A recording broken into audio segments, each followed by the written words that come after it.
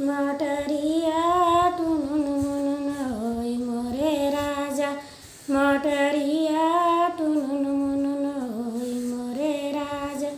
गाजीपुर जिला से सड़िया मंगवली, गाजीपुर जिला से सड़िया मंगवलिया चरवाया हरवर होई मोरे राजा या चरवा हरवर होई मोरे राजा। मोटरिया टुनुन होई मोरे राजा, मोटरिया टुनुन होई मोरे राजा।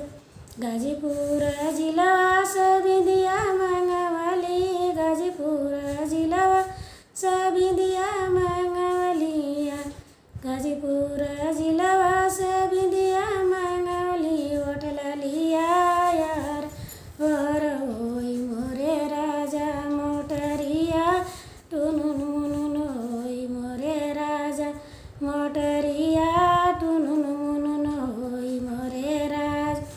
गाजीपुर जिला से चूड़िया मंगवली, गाजीपुर जिला से चूड़िया मंगवनी। कंगनवा यार होई मोरे राजा, कंगनवा यार होई मोरे राजा। मोटरिया टुनुन होई मोरे राजा, मोटरिया टुनुन होई मोरे राजा।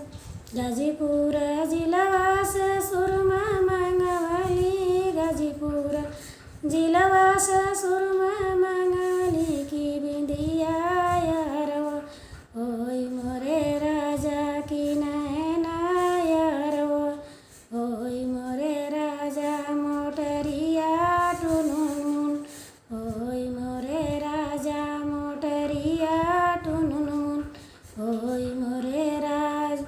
गाजीपुर जिला से करधन मंगवली, गाजीपुर जिला